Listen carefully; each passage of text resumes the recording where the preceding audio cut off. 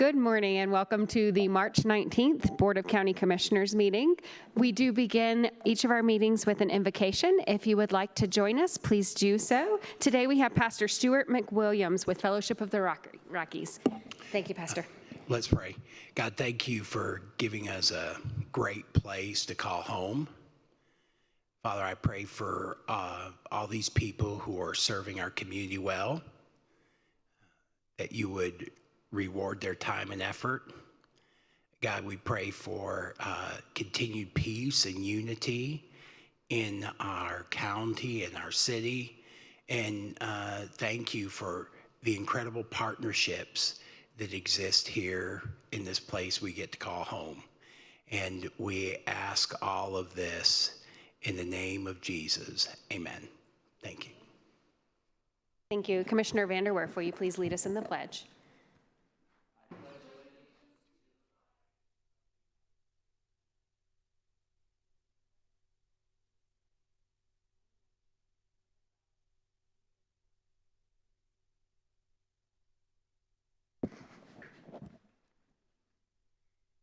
Thank you. Item number 3. Item number 3 is staff emergency items, and I'm unaware of any staff emergency items today. Item number 4. Item number 4 is changes, postponements, and notice of the next meeting. I'm aware of one change to today's agenda. Item number 5M has been withdrawn by staff, and no motion is required. And the next meeting will be Tuesday, March 26th at 9:00 a.m. Thank you. And just to clarify for the record, item 5M as in Mary, correct? Yes, that's correct. Okay. Item number 5. Item number 5 is a consent calendar consisting of items 5A through 5Q1, with the exception of item number 5M, which has been withdrawn. Hey, are there any members of the public wishing to speak on any of the consent calendar items? Hearing none in the room. Any online? Okay. Any comments, questions, or a motion from commissioners? I would move approval of the consent calendar items 5A through 5L and 5N through Q1. And I'll second. That has been moved and seconded. Any other comments? Commissioner Williams? Aye. Commissioner Vanderwerf? Aye. Commissioner Gonzalez? Aye. Commissioner Geithner? Aye. And the chair votes aye. The consent calendar passes 5-0 with the exception of item 5M. Item number 6. Item number 6 is comments by elected officials and commissioner liaison reports. Do we have any countywide elected officials in the room or online? Okay, Commissioner Williams, we'll begin with you. Yes, good morning. I wanted to first thank our staff at the Department of Public Works for the wonderful job they did on the snowstorm. I remember my first snowstorm when I moved to Colorado Springs, 1996, 4 young kids, and I was ready to go to San Diego for a vacation. We had a family in town to babysit the 4 kids, and this was back when Mark Scheffel was still a country road. And we must have gotten close to maybe 12 to 15 inches of snow. Everything was shut down, and we couldn't go on vacation, but I do remember it because it was one of those storms. Actually, I mentioned Mark Scheffel Road because there were actually 2 deaths along Mark Scheffel Road. So I wanted to thank our staff for being out there. I wanted to thank our constituents for being patient. For those who are new here, if we do have more than 6 inches of snow, we will come to plow your road, even if it is a priority 3 road, but it does take time. And so I appreciate all of the constituents who were patient and waited for us to get to them, because a snowstorm usually means just a couple days at home. And I appreciate that very much. Other than that, I was able to, because I live in a more urban area off of some major roads and also in an HOA where we pay a really good company to come and plow our roads fast, I was able to go to a ribbon cutting for Big Daddy's Chicken Shack. up off of Interquest Parkway. It was incredibly fun. I got to meet the chicken, not the cow, and it was just really good food and a lot of fun. So I wish them well in their business and hope that they are able to make a lot of money and get a lot of customers. Thank you. Thank you, Commissioner. Commissioner Van der Werf. Yes, thank you, Madam Chair. And I appreciate Commissioner Williams' comments with regard to thanking our Department of Public Works and the snowplow team and all the great work that went into helping to keep the community safe. As for myself, while I do live in the city and did not have the benefit of county snowplows, I live on the west side. I did have 24 inches of snow. It was wet, heavy snow, and it was really tough shoveling it off the driveway. It was pretty heavy. But anyway, thanks to the county team for the great work they've done out in the county. I know that my fellow commissioners will talk a little bit about some additional bills that are coming before us by the state legislature. I just would like to remind citizens that you have an opportunity to testify for or against these bills. This particular session seems to be by far the most egregious as far as anti-gun bills. I think there's 11 of them now. And basically, all of them punish law-abiding citizens and really do nothing to help keep us safe from criminals. The typical type of anti-gun bill that's taking place. Absolutely wrong, absolutely incorrect. And I just want to remind everybody that it's not what's in the hand, it's what's in the heart and what's in the head.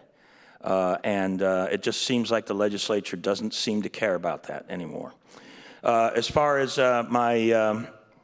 and I know there will be other bills that will be brought up most likely by my colleagues as well, several of them that are problematic, that deal with unfunded mandates, once again, coming down to local government, and also loss of local control where they take some of our authorities away like they've been doing the last couple of years. Okay, so as far as my agenda for the remainder of this week, while I am pretty busy with a lot of personal things as far as business items for El Paso County, I will be participating in the Colorado Springs Public Art Commission meeting later today. And they are, in fact, going to be transitioning to once every other month coming here soon. But I will go to that today. And then tomorrow I will participate in the State Board of Health meeting. And I'm looking forward to that. That's all I have at this time. Thank you. Thank you, Commissioner. Commissioner Gonzalez. Thank you, Madam Chair. My only comment today is going to be on a bill that was signed last week, I believe. So liberals in the legislature and the governor signed Senate Bill 157, whose aim was to limit transparency at the Capitol as it relates to open meetings law. Their efforts at hiding how things get done in the backdoor meetings is an insult to all Coloradans. And I think the governor and the legislators who voted to pass this bill should be embarrassed, and people should remember this. Thank you. Thank you. Commissioner Geithner. Thank you. So a few things going on this week to make note of. One is community corrections is happening that's actually tomorrow. We also have a library meeting. I'm going to be chatting with our Parks Department about the now annual Kite Fest in Falcon. This will be the third year that we're doing that. Really excited about that. It's a fantastic community event. We also do have a CCI special meeting on Friday that I'll participate in.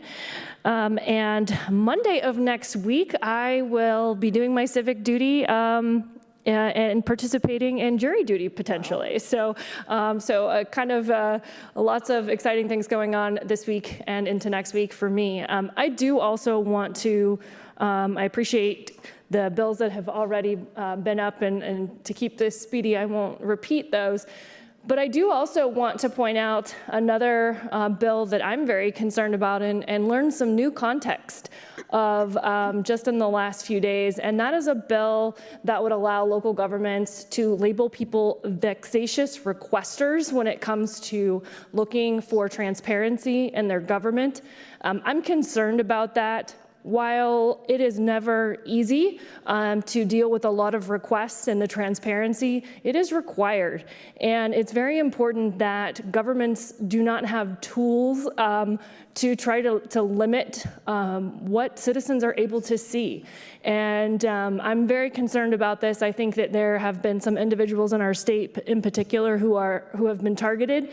And in many cases, we've seen weaponization of government nationally. We've seen it locally. And I don't want to continue to see those type of things and forcing residents who are trying to get information from their government being labeled and prevented from the transparency that we should all deserve as citizens. So very concerned about that. In addition, I continue to be concerned about increased crime in Colorado and our response. And I've talked about this several times. The Pikes Peak Promise that this board signed on to and worked with local organizations in our community to create talked about truth in sentencing, forcing those who are being convicted to actually serve out their sentences. And we continue to see from the legislature just this lack of holding people accountable, holding criminals accountable for egregious behaviors and creating victims in our community. So one of those things that I'm particularly concerned about is a recent bill that would require victims of sexual crimes to come face to face with the perpetrator of those crimes. I mentioned community corrections coming up this week. I've served as a liaison to that board, and I've listened to a lot of victim statements. I cannot tell you how egregious it is to me that we would force victims of sexual crimes to have to sit in front of those perpetrators. It to me is unconscionable. It's immoral to force people into those situations. Sex crimes are very difficult, especially when they involve children.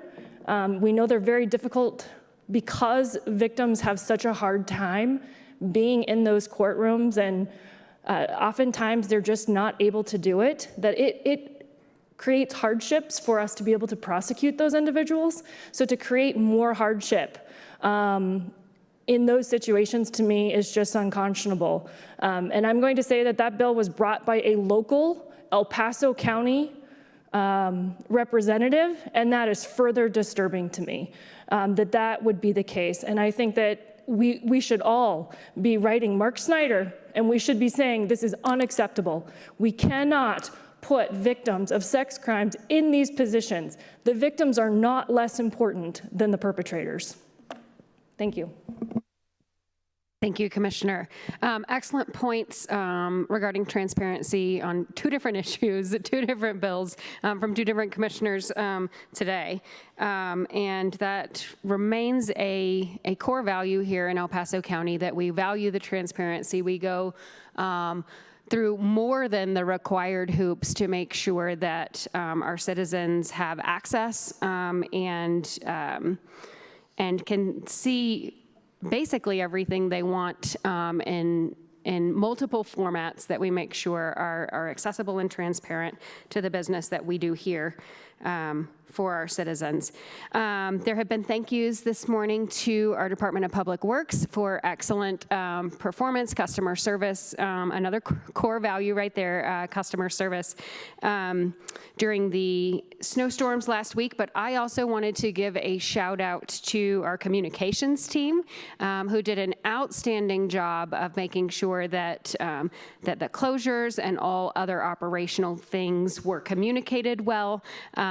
They also made sure that our Thursday land use meeting still could occur and was broadcast, and that required a couple of our great employees to be here. When none of the rest of us were here, we had several who were here to make sure that that meeting could go on for those with items on the land use planning calendar and could be broadcast and participated in. Again, transparency for our citizens. So thank you very much to all those who made things go as smoothly as they could last week during quite the storm.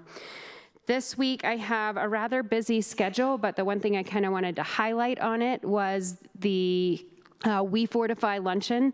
I had the opportunity to go to this event last year when that organization was really kind of just getting its legs under them. It was a very, very small event.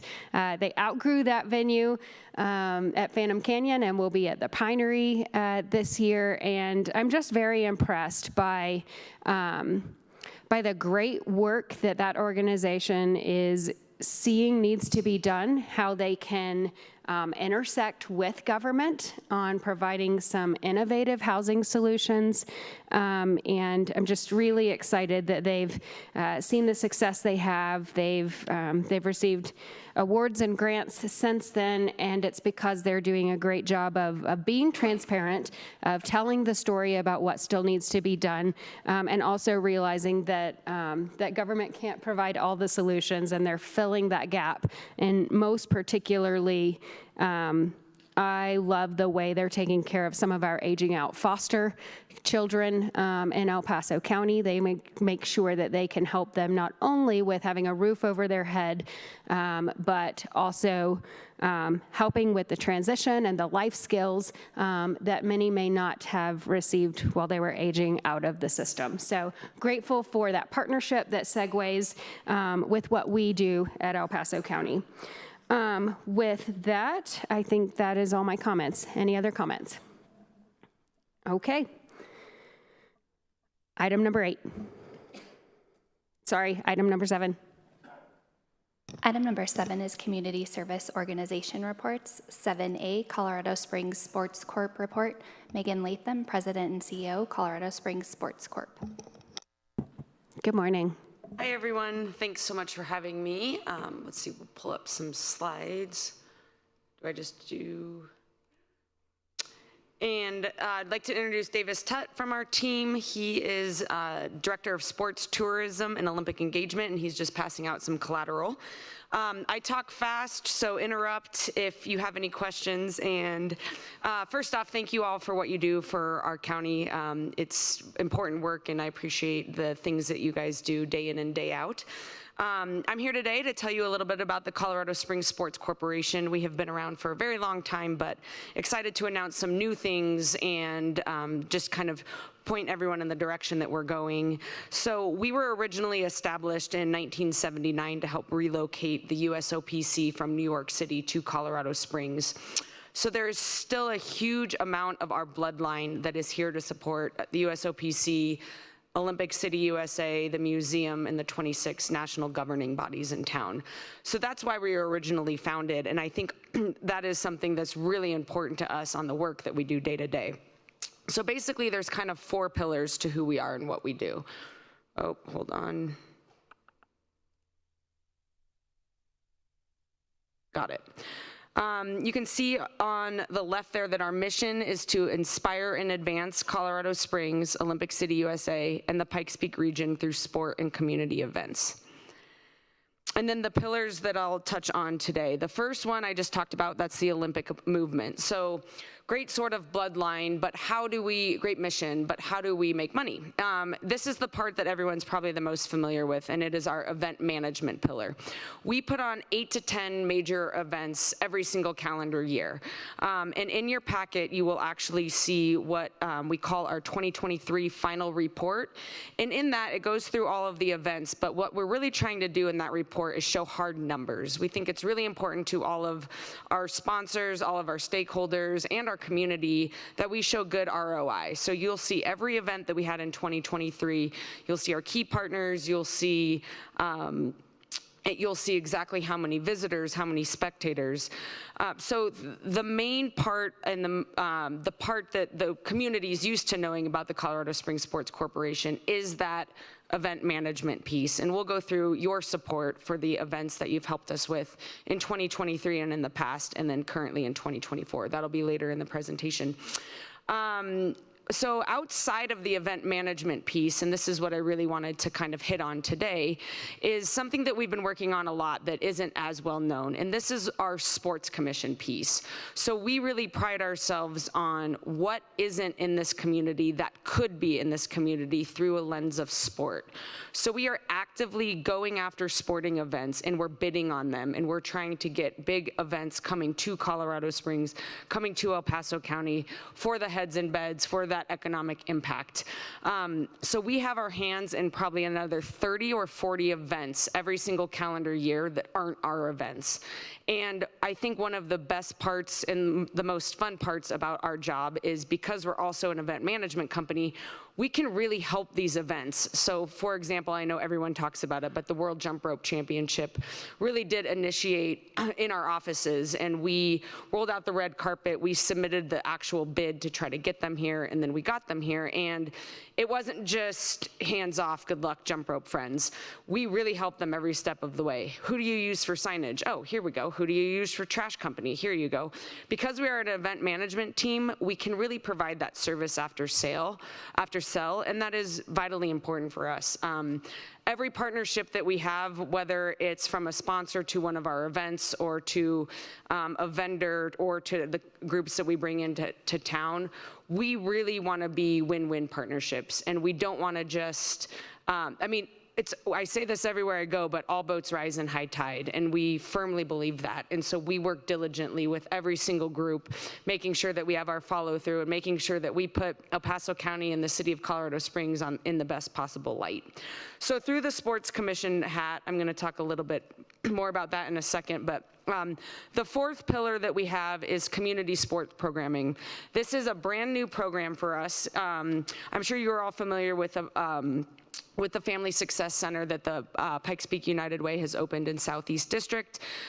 It was a far-off conversation with Cindy Aubrey about a year ago, and she said, you know, this Family Success Center has a gym. Do you guys ever do after-school sport programming?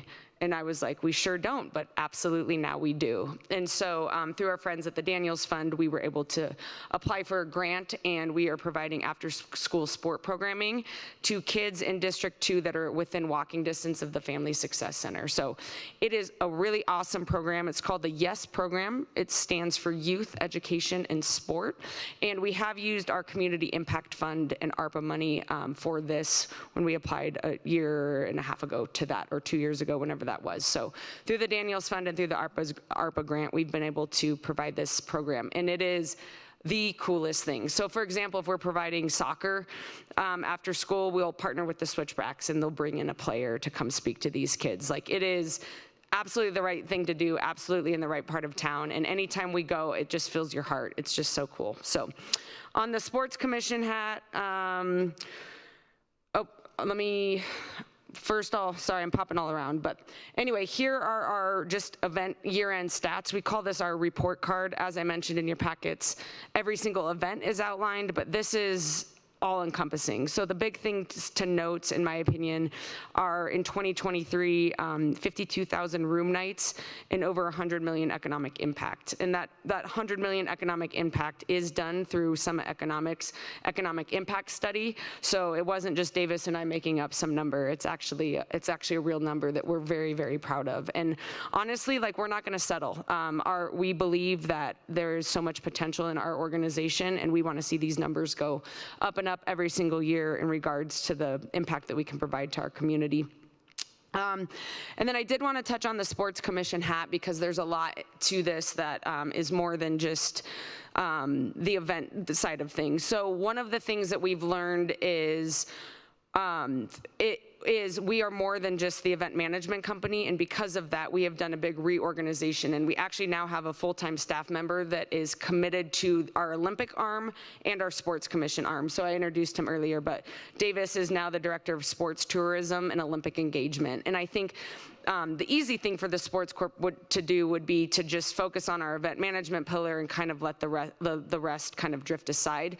We absolutely believe that our Olympic arm and our sports commission arm are vitally important, and so that is why we have Davis doing that full time now, and it's just fantastic, and I'm very excited to see all the things we can bring to Colorado Springs over the next few years. I talked a little bit about the events that we helped bring into town. In 2023, it was 33 events, 75,000 spectators, and 15,000 room nights. So these are the events that we don't own and operate, but we help facilitate and bring to our county.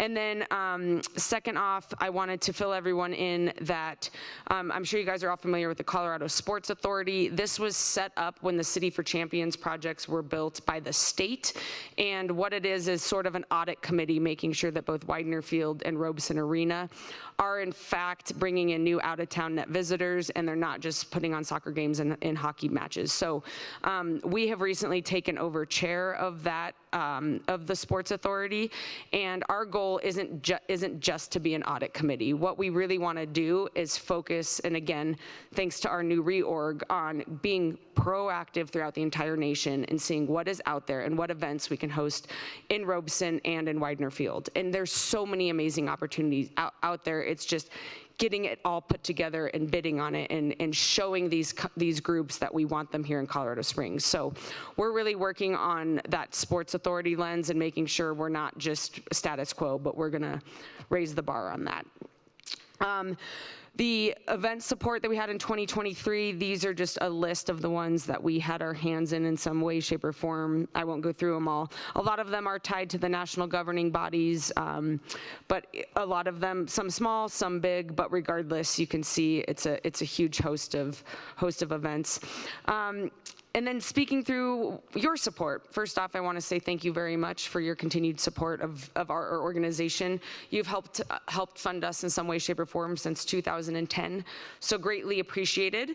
In 2024, we have shifted the events around a little bit, and the 4 events that you're supporting this year are the Pikes Peak International Hill Climb, Rocky Mountain State Games, the Pikes Peak Regional Air Show, and that this year we're headlining the Blue Angels, which is very exciting, and then Labor Day Liftoff. And speaking of kites, I'm on this mission to bring in kites to Labor Day Liftoff too. And I'm like, right before the balloon glow in the night session, massive kites. So we'll chat, but it's my goal. My staff thinks I'm crazy, but it could be fantastic. I think actually that's amazing, because when it's too windy for the balloons, you've got the kites. That's the thing. It's fascinating. You're either going to have balloons or kites. And honestly, this group I'm working with, these kites are as big as, I mean, honestly, they're as big as this room. They're huge kites. So stay tuned. We'll see if that happens. And then in the past, these are some of the events that that the El Paso County has supported in the past. So, and then as I mentioned, 2024 is a hefty year for us. We had the Broadmoor Winter Horse Polo Classic. We do a golf tournament. Pikes Peak Apex is a 3-day mountain bike race. We put on the 4th of July celebration with a Philharmonic. Rocky Mountain State Games is our 30-sport festival, 10,000 athletes. Downtown Summerfest is going to be really exciting. This is an every other year event. It takes place outside of the museum anytime there's an Olympic game. So we're going to have, a beer garden. The Olympics are going to be on big screen TVs. We're having activations from 12 different national governing bodies in town. We have a 5K. We have a USA Basketball's putting on a free kids clinic. It's going to be a lot of fun celebrating the Olympics here in Colorado Springs. We have a bike race up Pikes Peak called Cycle to the Summit. The Pikes Peak Regional Air Show is going to be massive this year. 3 weeks later is Labor Day Liftoff. So we're not going to sleep this summer is basically what we've sorted on our end. We put on a social called Golden Hour, celebrating Colorado College and Air Force Academy women's soccer and hockey. And then we put on the Colorado Springs Sports Hall of Fame as well. So That was a lot of information. Like I said, I talk fast, but I'm genuine when I say all boats rise in high tide, and the Sports Corp really wants to be great community members, and so we really look at ourselves as the conduit for a lot of things sport. If there's ever anything we can do to help support the county, even if it's just us looping people in and getting out of the way, we're absolutely here for that. So I will welcome any questions. Do we have any questions or comments? Commissioner Vanderwerf. Yes, thank you, Madam Chair. First of all, thank you very much. This is awesome. I'm glad we're getting an update. And there's a bunch of things I knew that you were doing, the bigger events, but I was very pleased about kind of these other places that you're moving into. That's really, really fantastic. And I just have to imagine, as you're trying to attract more of these things to the Colorado Springs area, you've identified some pretty crazy and weird sporting kinds of activities. And while you were talking, I looked up on the internet and I found the National Lawnmower Racing Championship, which I think is amazing. Oh, there's some gems out there. I'm working on speed cubing right now, like genuinely. Oh, like the speed cubing, yeah. The cubing, it's fascinating. And another one I found is underwater hockey. I don't even know how you do that. I don't know of that sport. But underwater hockey is, so it would be fun to have just some of these unusual things here, and I imagine you're thinking about that or maybe actively doing it. But one that does come to mind that I think is, and perhaps you've been chasing this, is pickleball. And here in El Paso County, we did put a tournament-sized 12-court pickleball set up in Bear Creek, and I know that the local pickleball association, which is tied to the National Pickleball Sure. Association, is trying to get a tournament level set up in the city of Colorado Springs, and it just feels like we're on a pathway to having several championship level venues where we could maybe host a national pickleball championship. Absolutely. Pickleball is high on our radar. It is one of our major sports for Rocky Mountain State Games, so we do have a massive tournament. With that, too, we are looking to add in a pickleball clinic during Labor Day liftoff. I know it's smaller scale. And then also, this is one of my weird ones, but we're calling it Pickleball. Stick with me. Highest game of pickleball ever played on the top of Pikes Peak. So we're working on something along those lines. We're just at the beginning of that, but we're thinking of hopefully bringing in some star power for that and then leaving the pickleball court up. Obviously, there's wind and a whole bunch of things, but so people can go up and play on top of Pikes Peak at any time. And then we do have a good relationship with the local pickleball club here. And then a new sport that we just landed, it's called quad ball, right? So it's like Quidditch from Harry Potter, like genuinely is like the best way to put it. And so we put in a bid for it, and they're gonna be, they flew in, we showed them all the different venues in town, and it's gonna be at Colorado College in October. So we are looking into those weird one-off sports. I think my staff thinks I'm a bit crazy sometimes, but it's so fun. They're fun. I think we have the best jobs in the world, so. All right, thank you very much. Great report, thank you. Commissioner Gonzalez. Oh, thank you, Madam Chair. So great report, great job. We love what you do, all the great things. I see the Labor Day liftoff has been my favorite, I think, of all the traditional events that you guys do. So keep up the great work there. I would say the only thing, and I inquired about it 2 years ago, and they said, oh, it was too late to do anything like Downtown Fan Fest for World Cup. I hadn't seen anything really done we don't have, we're not going to host the World Cup, but Right. like a fan fest kind of thing that I think maybe might go somewhere. At least Yeah. get some of the crowd downtown to some of the restaurants or something. But I think that has some good synergy, especially because with the growth of Widener Field and the switchbacks, and also too now with our role with the Colorado Sports Authority, anything we can do to help kind of promote even Widener Field if we did a big watch party there. We did look at, for the next World Cup, they have to have satellite training facilities, and Nick Reagan and I with the switchbacks worked really hard on that project maybe 6 months ago, but the requirements that are needed, we weren't quite there. We couldn't piece it together in our community, but it's top of mind. So thank you for bringing that back up. Any other comments or questions? During my commissioner comments, I mentioned really our partnerships and where kind of our work as government and being engaged as citizens ourselves as well starts and stops, and where others pick up that interaction level. So I wanted to pull on kind of your fourth tier Sure. there a little bit, which is your youth sports involvement.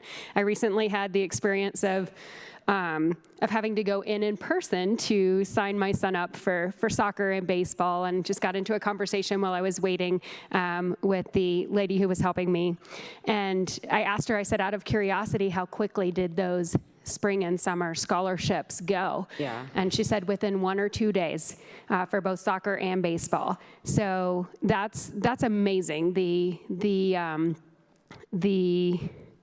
need in this community to expose kids to sports that, quite frankly, they wouldn't otherwise be able Absolutely. to learn. And from my perspective as a policymaker, I know that they're not just learning a sport. They're not just having a productive activity after school. They're learning life skills that help them to grow in this community. They're gaining support systems that they might or might not have otherwise. And I'm just greatly appreciative to the organizations that are realizing that that's a unique way to do what we can for the younger generation. And I was so impressed. And it's a huge number of scholarships for kind of each sport and each season and each location. They're kind of demographically distributed a bit to have the most impact. And to hear how quickly that those went just across the board was amazing. Absolutely. A couple of things we're working on that front too is we have a huge youth scholarship program for Rocky Mountain State Games. So of our 30 sports, I would say 22 of them, if you're under the age of 18, you can sign up for free. So that's really important to us. And then we're working on another project. We'll see if it finds its way to the end. I think it will, but we're looking at providing sport registration programs for middle school and high school students in some District 2 schools and some District 11 schools that might not have the opportunity, because those fees, if you're a really good athlete, sometimes those fees are barriers for you to be able to participate. And so we're working on a potential project that would provide scholarships for high school sport registration as well. So but I couldn't agree more with you. I'm an athlete myself.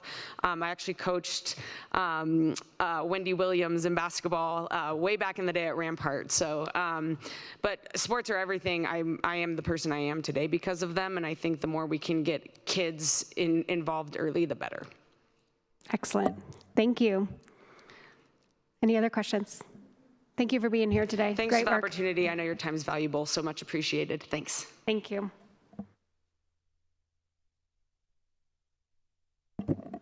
Item number 8. Item number 8 is public comment on items not scheduled on the agenda. This is the public's opportunity to speak on items that are not scheduled on today's agenda. And Madam Chair, we didn't have anyone sign in ahead of time to speak. Okay, excellent. Are there any members of the public wishing to speak on any item not on today's agenda? You're fine. We would love to listen to you. You'll have... I don't hear that very much. Most people say they loved me more if I would talk less. If you would Anyway, introduce yourself, and you'll have 3 minutes. Roger McCarville, and I live within walking distance of this building. And I have, I think, a very good county commissioner, Mr. Gonzalez, who I'm thankful for. And I want to thank all of you folks for what seems to be a pretty good attitude on the immigration subject. And I believe you have some commissioners in Douglas County that are very, very good on that subject also. And perhaps you have already communicated with them. On a very different subject, my son is an 18-wheeler, and he's been that for, since age 21. And there is such a shortage coming up on that job work and diesel mechanics. His son is a diesel mechanic, and if his body could take it, he could work 90 hours a week. There is such a shortage of mechanics, you see.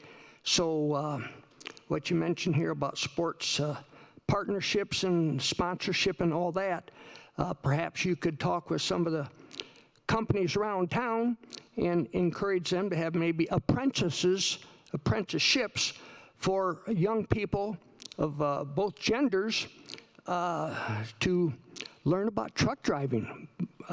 Probably most of you don't know it, but there are a lot of ladies that are truck drivers, and they too, they can get all the time they want, and you're only allowed to drive, I think, about 11 hours a day. So that's how it is. So thank you for your allowing me to speak, and also just for whatever it's worth, Germany, I think, is way ahead of us on the subject of having young people work at this or that job in a factory, not these so-called professional jobs, but learning about how the profit system works and how a corporation works, you see. And I think that might even be deliberately ignored in our educational system. So thank you again, and have a good day. Thank you very much. You know, I appreciate your coming to talk about that issue. I'm actually going to take the opportunity to expound on that a little bit. I think your county commissioners couldn't agree with you more, and we have put several things in place that we hope that people are able to utilize and take advantage of, both on the employer side and on the employment side. One of those is very specific apprenticeship programs and placement programs within our Pikes Peak Workforce Center. The other one that I can think of right off the top of my head, this board supports careers in construction. We also, at our Department of Public Works, have a training program and that will allow someone to work for us, get their CDL, their commercial driver's license, and work either seasonally for us and take advantage of that program, learn those work skills. And so, you know, I think we're always looking for opportunities to make sure that our workforce is well-rounded, well-equipped, because that helps us all out. It helps quality of life for our individual citizens to have opportunities to grow and to change career fields if they'd like to, and have the appropriate training to do so. So I think we're always looking for new opportunities to do that. And I know, too, that our clerk and recorder's office has worked hard to make sure to be able to open up and offer those CDL licenses for those who have met all the requirements and they've done the testing, to open up those spots so that there are more and people can actually have their licenses to go get a job with at a quicker pace. So I think it takes a group effort here. We'd love to hear some of your ideas, but thanks for taking the time to come today. And it is something that this board is paying close attention to. Thank you. Okay. Any other members of the public wishing to speak on any item not on the agenda? None in the room and none online. Thank you. Item number 9. Item number 9 is the called up consent calendar, and there are no items called up today. Item 10. Item 10 is department and committee reports, non-action items, and there are none.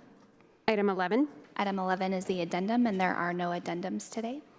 Item 12. Item 12 is executive session, and there is no request for executive session. We are adjourned.